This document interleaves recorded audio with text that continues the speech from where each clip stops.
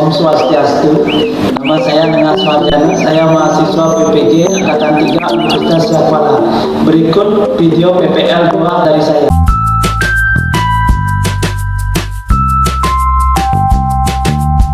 Anak-anakku semuanya, selamat pagi. Pagi, Pak. Pagi, Pak.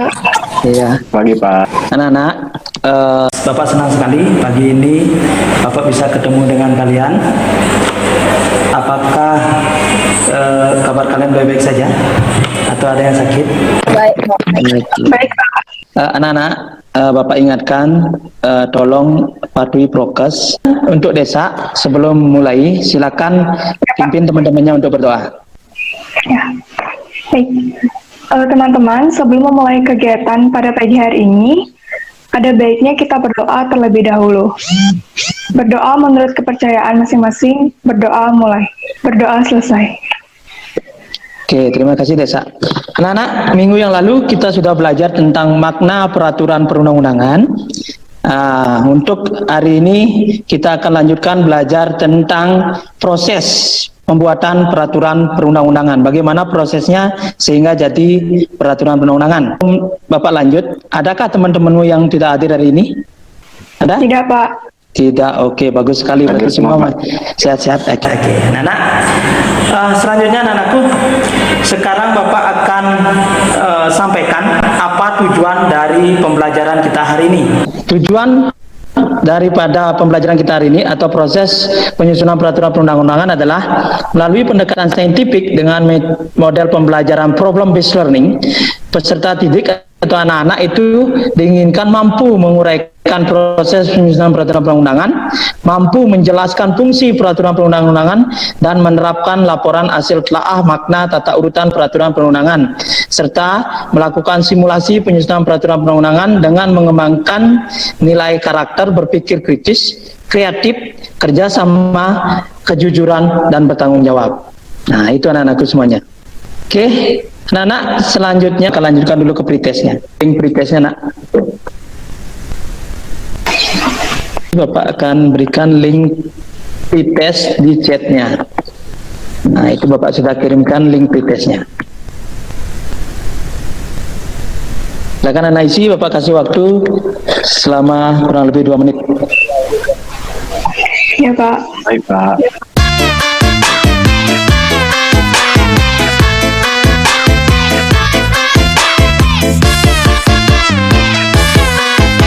Sudah selesai?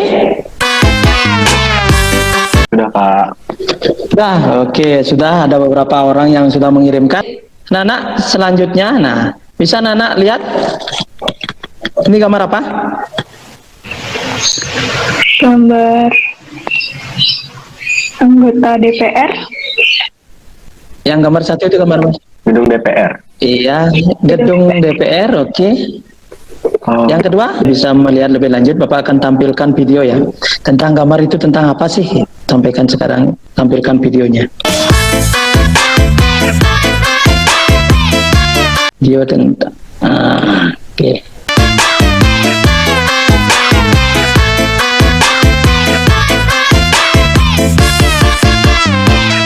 Bisa dilihat videonya, nah? Bisa, Pak. Bisa, Pak. Bisa, Pak. Kalau saya nggak kelihatan, Pak. Misalkan menjadi setuju dengan fraksi menerima dan menyatakan serta boleh juga terjadi dan menyatakan finalitas fraksi tidak setuju dengan pengesahan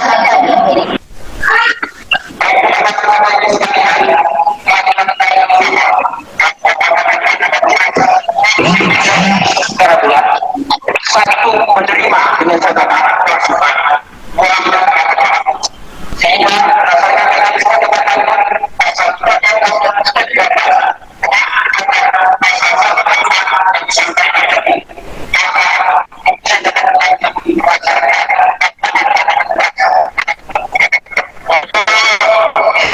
Sudah ditonton videonya? Sudah, Pak. Sudah. Sudah, Pak. Sudah, Pak. Nah, itu tentang apa tadi? proses pengesahan RUU Ya. Cipta Kerja.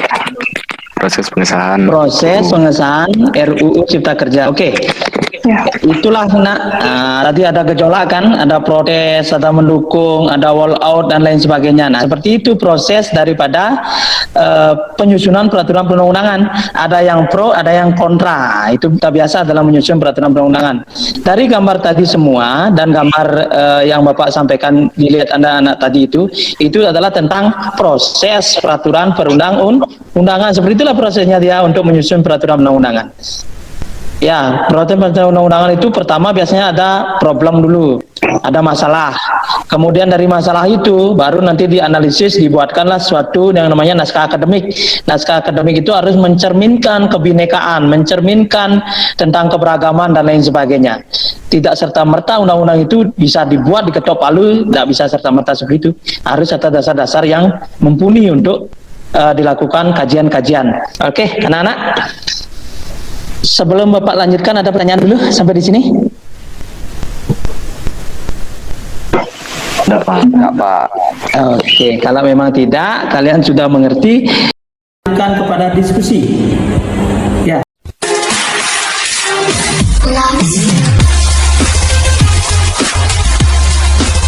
Yang harus Anda lakukan, analisis permasalahan tersebut dengan materi peraturan perundangan yang ada di bahan ajar, buku paket, dan sumber lainnya. Sumber lainnya maksudnya dari internet, dari manapun kalian mendapatkan, silakan.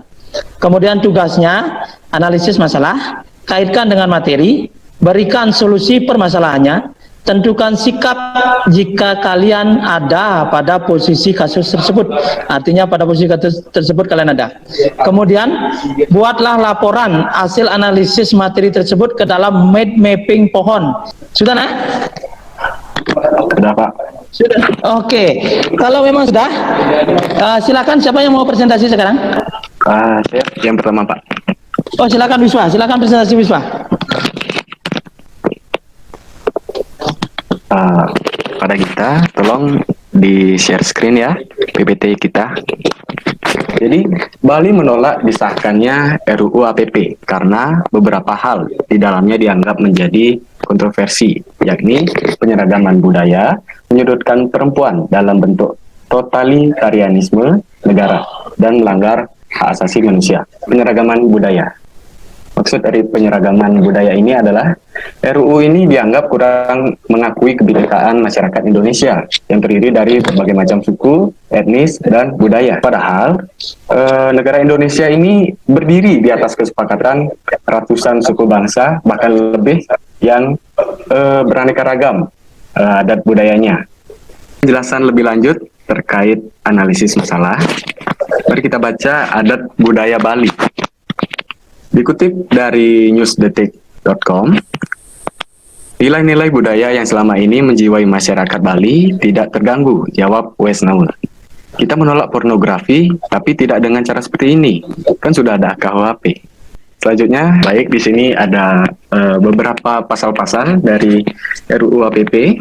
Yang pertama, pasal keempat ya, bisa dibaca. Setiap orang dilarang membuat tulisan, suara, atau rekaman suara, film atau yang dapat disamakan dengan film, syair lagu, puisi, gambar, foto, dan atau lukisan yang mengeksploitasi daya tarik bagian tubuh tertentu yang sensual dari orang dewasa. Nah, dari sini kita sudah tahu beberapa kata di dalam RUU APP itu seperti sensual, erotis, terdengar ambigu. Sebenarnya pornografi dan porno aksi itu apa menurut RUU APP? Setelah kita membaca beberapa pasal di atas, tentu saja dengan keragaman budaya, dengan berbagai pakaian, tentunya kita sebagai masyarakat Indonesia memiliki beragam pakaian, terutama di Bali. Orang yang di Bali, terutama perempuan, pasti menggunakan kebaya. Secara tidak sengaja memperlihatkan bagian dada bisa dianggap sebagai pornografi. Penari Bali yang melakukan gerakan tertentu bisa dianggap sebagai porno aksi. Dan kita masuk ke menganalisis masalah yang kedua, yaitu menyudutkan perempuan. Kenapa dibilang menyudutkan perempuan? Karena RUU ini dipandang menganggap bahwa kerusakan moral bangsa disebabkan karena kaum perempuan yang tidak bisa bertingkah laku sopan dan tidak bisa menutup rapat-rapat seluruh bagian tubuhnya dari pandang kaum laki-laki ya. Selanjutnya pemahaman ini mendudukkan perempuan sebagai pihak yang bersalah. Perempuan juga dianggap bertanggung jawab terhadap kejahatan seksual. Padahal belum tentu, ya kan? Terus seperti pada peristiwa pada 2006, kita ingin menegaskan itu mendiskriminasi kaum perempuan dari masyarakat Bali. RUU APP dinilai telah menabrak batas antara ruang hukum publik dan ruang hukum privat. Hal ini tercermin dari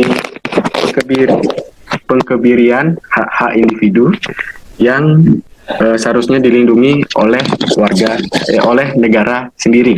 Ini sudah tercantum ya, hak asasi manusia itu diatur dalam pasal 27 sampai pasal 34 Undang-Undang Dasar 1945. Kaitan materi dengan berita yang telah diberikan tadi adalah RUU APP menimbulkan kontroversi bagi masyarakat.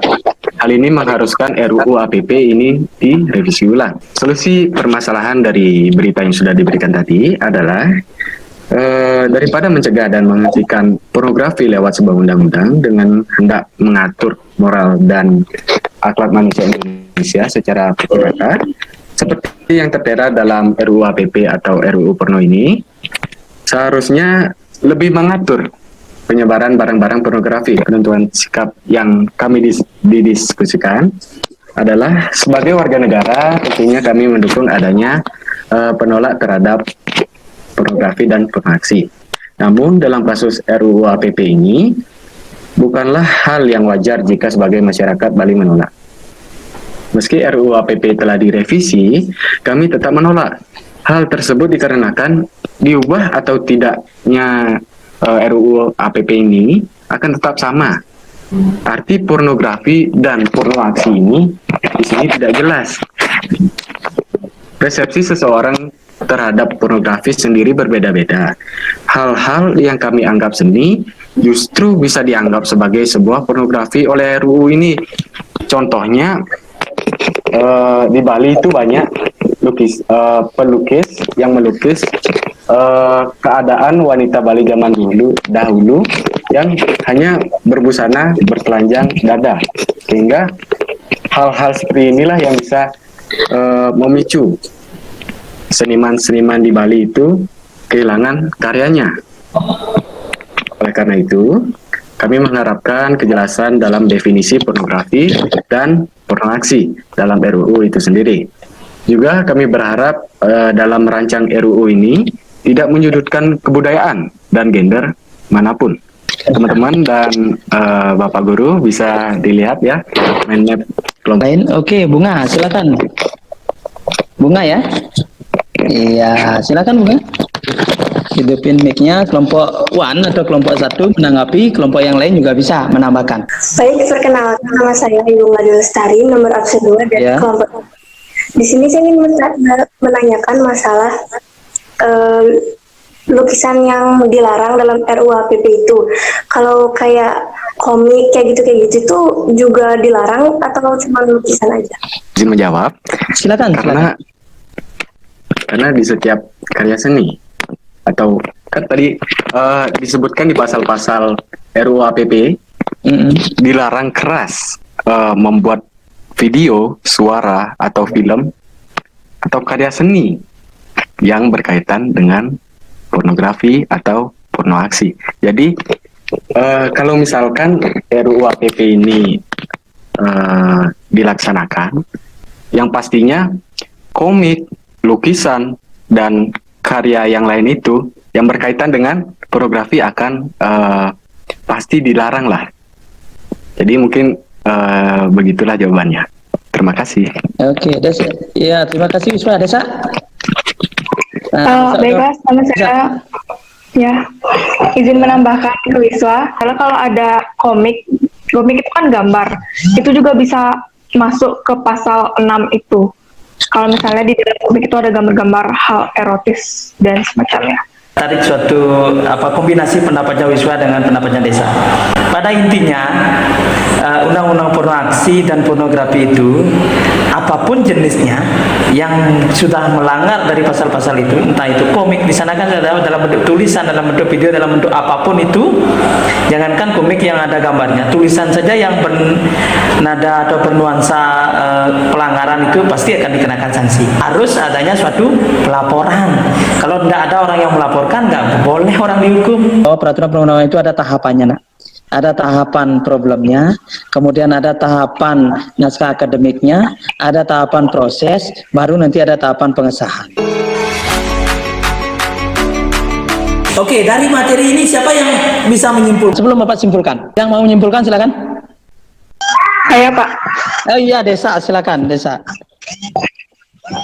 Nah, jadi tadi kami sudah menganalisis masalah-masalah dan banyak dalam pembuatan RUU itu pasti ada yang pro dan kontra. Nah, tapi dalam pembuatan RUU tidak akan langsung disahkan, melainkan melalui tahapan-tahapan. Nah, ketika sudah mencapai sebuah kesepakatan, baru RUU itu bisa disahkan. Seperti itu, Pak, inti pada materi ini. Oke, luar biasa Desa ya. Anak-anak, benar apa yang disampaikan oleh Desa itu. Kirimkan post testnya di sini. Bapak kirim. Bapak sudah menilai kalian dari segi sikap religius sudah Bapak nilai. Kemudian sikap sosialnya juga sudah. Kemampuan kalian mempresentasikan juga sudah Bapak nilai. Kemampuan kalian daripada mengeluarkan isi pikiran kalian sudah Bapak nilai. Apa yang bisa anak-anak dapatkan dari pembelajaran ini? Untuk membuat sebuah undang-undang itu butuh proses, butuh persetujuan dari berbagai pihak.